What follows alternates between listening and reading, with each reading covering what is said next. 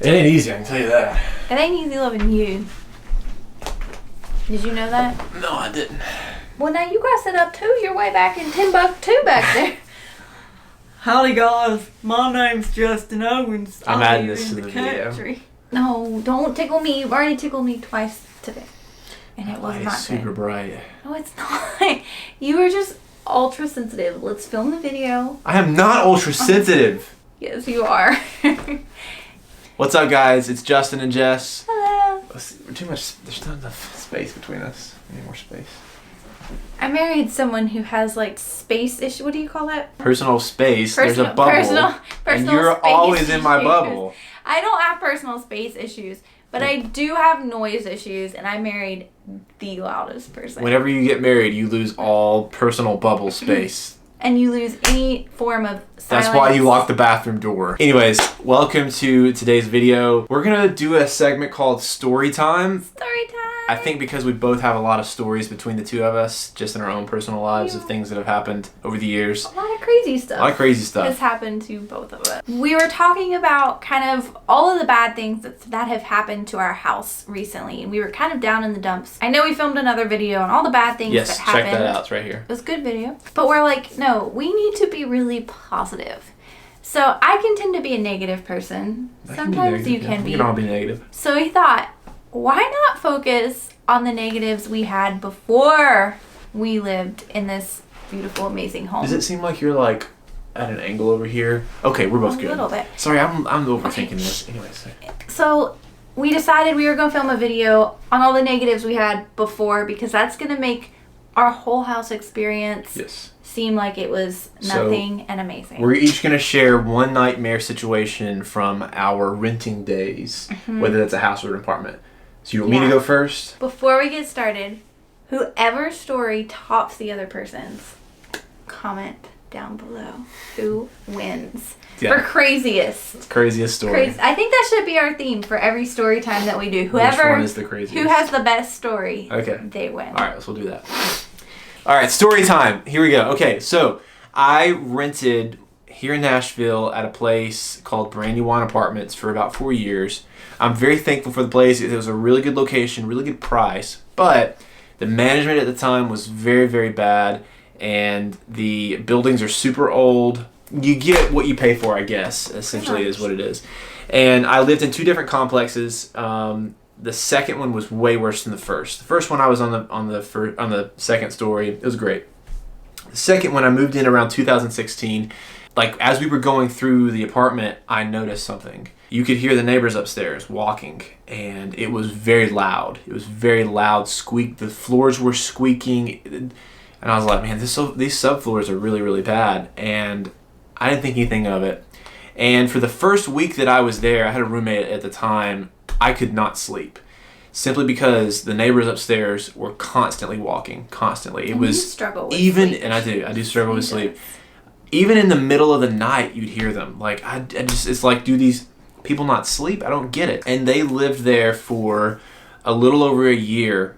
Long story short, we complained to management several times. Turns out we weren't the only ones that had this problem. There was a lot of other complexes just with really bad subfloors on, because there's two levels. We lived on the bottom one, so that one in between. And we both had a hard time sleeping at night just because you could constantly hear them walking around. I don't know if they just didn't have furniture or what. What ended up happening, they ended up putting the people that were above us in a hotel for the weekend, and they came in and they renovated the floor. They took the subfloor up, they redid it, they re-screwed and nailed everything down, and it helped a little bit. Not a great amount, but thanks for trying. I appreciate it, Brandywine. And then I think probably close to the end of 2017, they moved out and another dude moved in. It wasn't just the floor. It was the family. There had to be like 5 or 6 people living up there, because this other dude came in and I'd never heard anything from him. The only thing I ever heard was his music, because he would always play it really loud. And I just don't think that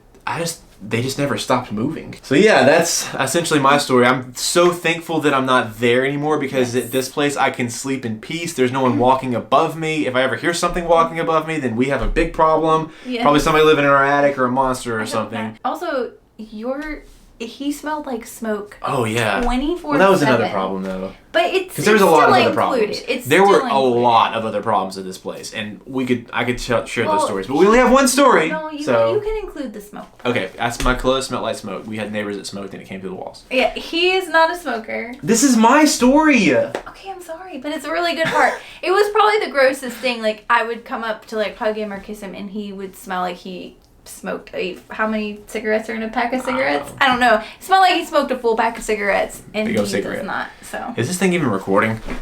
Yeah. So after moving here, I'm super grateful. Like, I was able to sleep really well here, and it makes you really appreciate where you came from and what you have now. So your return. So let me know. Is that pretty intense? Like, can't sleep, bad neighbors, like walking constantly, like squeaky, squeaky, squeaky, like. So my story. I promise I am not a disgusting person. I keep our dishes clean. Like, I don't keep food out. I keep the dishes clean. But I did at my old place too. And like, I'll have some clothes out on the floor, but I'm really like, I'm not a disgusting person, right? No. Like, I'm not gross. So I lived in the house before this one for about 4 years, I believe. And I had just gone driving around the neighborhood to find a place to live. And I managed to find this place. It had a handwritten sign in the window with a number. I called it and I was able to meet with the landlord. I got an amazing deal. My rent was $800 and it was for a 2-bedroom, 1-bath home. And it was really large. That's basically unheard of in Nashville. And I lived really close to the downtown area as well. Maybe, 2 miles out, you would say? What you doing over there? I have a lazy eye. Do you really? You see it? No, what were you blinking for? No, do you see my lazy eye? No. Like, when I look at it, it's like, do you not see it? No. Can you see it? Like, my eye like goes up from this position. I have to like turn my head to look at you, so. Oh, I didn't know. Anyway, sorry. I just cut like I'm married to you. 10 seconds off your time. No, that was like a whole minute. Anyway. So I found this house and it was perfect for me at the time. I lived by myself. I didn't want to have a roommate, and I thought this is going to be great. And it had like a full backyard, full front yard. It wasn't a duplex. I was alone. So moved in. Things were great. The landlord was a little bit weird. She kind of lived in the neighborhood, but the owners lived in a whole nother state. So long story short, things were good. And then all of a sudden, one day I started to smell some really weird smells in my kitchen area. And I noticed droppings on the floor. And I thought, oh my goodness, I've got mice. She didn't make it to the bathroom. No. I was like, oh my goodness, we have mice. I had a dog at that point. My dog, Desmond, he lived with me. And he'd kind of been making some weird stuff, or he was alerting to some weird stuff, but I didn't really think much of it. They'd actually torn down the house right behind mine. And so it was like a pretty gross, like hoarders type style home. And so I just assumed, oh my goodness, a mouse has gotten in from somewhere, and we'll clean it up, we'll be good. So I called my landlord, and she pretty much told me that I needed to fix it on my own. She wasn't going to call an exterminator for one mouse. So I was like, okay, I've got this. I'll set some traps up, take care of the problem, get rid of it, and then if it gets worse, I'll call the exterminator. A couple of days later, I go into my kitchen to see not mice, but rats. And not just like small, cute little rats.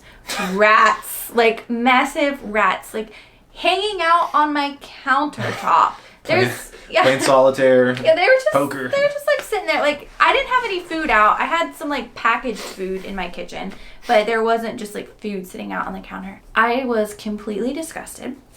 So I called the landlord back. And she, of course, when I told her how many I saw like scatter, and it was maybe 3 or 4 days later after I'd originally called her, she called an exterminator. Turns out the house they did tear down behind me must have been infested with rats. And when the house was torn down, they had nowhere to go, so they chose to come to my house, and also they got into my neighbor's house at one point. I didn't see any holes or anything anywhere. The exterminator found one, so he plugged it up. I set out some traps. I caught a lot. Got rid of them, or so I thought. Like, I caught them all because basically the exterminator said once he closed up the hole, the rest that were inside the house, like, I would just kind of have to deal with them, get rid of them, and then they'd be gone. So I did that. All the rats were gone. Like, I wasn't seeing droppings. This whole time while this was going on, I just shut my kitchen off. There was like a way you could kind of close it off from the rest of the house. And I didn't cook in there. I didn't eat in there. So we got it under control and we're like, okay, I'm going to deep clean my kitchen. Yeah, deep clean the kitchen, started using everything again. Yeah, you baked something in the oven. Yeah, cooked something in the oven and it smelled like death. Found underneath my stove, there was all like the lining of the stove had been pulled out onto the kitchen floor and there were rat droppings. There was a rat living inside of my oven, the lining. So it wasn't like inside where you open the door and you can see it. Because we pulled it apart, we took the backside off of it, unscrewed it all, and then we pulled the lining out. It was covered in poop. It was all over the lining. It was the most disgusting thing I've ever done. And the smell, it was terrible. Well, while we were doing this, we had like checked to make sure there wasn't a rat inside. There was, because it jumped out. It jumped out at Justin while he was there, and it scurried under a big piece of furniture. Had it trapped underneath the hutch, which is like the dining stuff. We had maybe like 16 of those glue traps all around it, and then we did second layers just so like wherever it went, it was gonna go on a glue trap. It jumped over all of it. It did. And there was something else that it had to jump over too to get away from it. It got away, and it went through another hole. The exterminator did not find all of the holes in my house. We were trying to put the stove back together. We ended up, we took it apart, took it outside. It was outside for a little bit, and we brought it back in because, we were letting the air out. We brought it back inside to put it back together because I had the door taken off, and I went to put the door on, and it just wasn't hinging, and so like, I gave it a good kick, like you should do on a glass oven door, and it shattered and broke everywhere, so. Yeah, it wasn't good. And it was really depressing. This place is so much better. So if you think my story is better than Jess's. Yeah, let us know. What do you think is the worst of the two stories? I think it's hers. I wouldn't want it to be in that Smelling situation. like smoke was bad, but I think I have. I don't think. I have nightmares about the rats still. You do. I can't. Movies that have rats in them, I can't do them. There's like a whole smell, and I can't even think about it. We're gonna stop talking about it now. We'll stop talking about it. Thanks for watching this video. Make sure you subscribe and hit the notifications bell as well so that you'll get push notifications on your phone, because we get those from our subscribers, or the people that we subscribe to, and emails and all that good stuff. And then like this video if you like it, and comment below. Let us know which one. Did she win? Did I win? We plan on doing more story time videos. Yeah, we'd like to do more story times. We'll see how this goes. If you guys have any ideas that you want to send our way, definitely add those down below too. Yeah, for sure. So Justin and Jess here, signing out. See you in the next video. Bye, guys.